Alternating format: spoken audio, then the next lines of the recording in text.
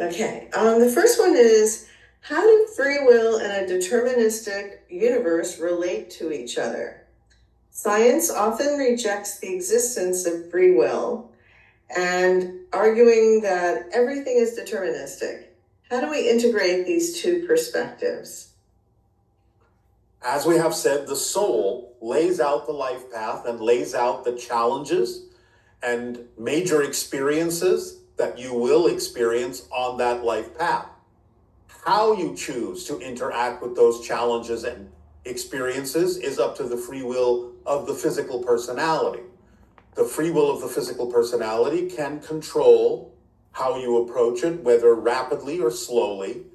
The expansiveness of the experience in how many expressions of your passion do you interact with or express, the number of people you interact with on their life path, how you choose to affect them or be affected. All these things are in the domain of the free will of the physical mind. What has been predetermined is what the soul, with its free will, has determined are the challenges and experience that the soul has determined will help it learn and grow in the way that will add to the expansion of creation. So science is correct in one sense that an aspect of that is predetermined, but is predetermined by the soul, not by materialism. And how do we know if certain experiences in our lives are the product of free will choices, or have they already been set up for us by spirit? Again, the spirit, the soul, has laid these things out. How you approach them is up to your free will. So it's not what it is, it's how you experience it that is determined by the free will of the physical mind. What it is determined by the soul. Okay, and how are many are choosing to be left behind? Why? It is not that they are, quote unquote, left behind. It is simply that their life path may be one where they have chosen to navigate in a different direction through a different series of parallel versions of Earth. So no one is left behind. We understand what you mean by that terminology, but all souls are eternal and infinite and make the determination for themselves as to what lessons they will choose to learn and when. So no one is ultimately left behind, but the soul can determine a different pace from someone else's life path. And it may appear as if they are left behind because they haven't necessarily caught up to the experiences of a different soul, but that doesn't mean that they won't at some point. But they have laid out what for them is the correct timing for these things based on the lessons that they have chosen to learn.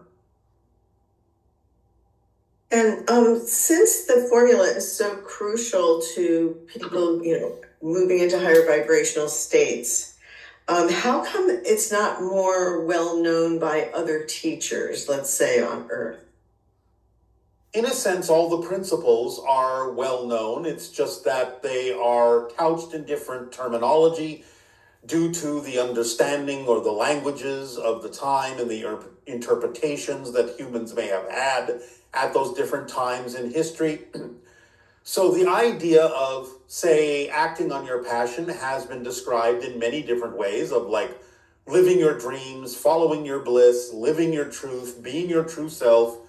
Know thyself is part and parcel of examining your belief systems, letting go of the ones that don't work for you, facing your fears, facing your inner demons.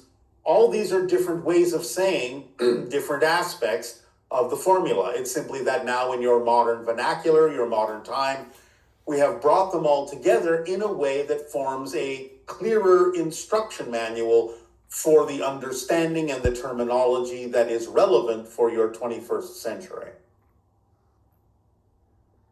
Okay. Do we volunteer to resolve physical ancestral trauma if we want to, while also experiencing our own individual soul lessons? Is there a connection between our physical bodies, family lines, and our individual soul lessons? Not exactly. Because every time that you incarnate, you are a completely different life path experience. So if there is something that might relate to the idea of something that may have happened back in history, in your family lineage, it's not because of what happened in the past. It's only because your soul in its present life path has determined that there is something about that that can serve as a lesson for the things that the soul wishes to learn in the present life. So it's not a direct connection, although the soul can certainly choose from being inspired by different things that may have happened in other incarnations or to other members of your soul family and utilize those inspirations in its present incarnation. But there's no direct connection.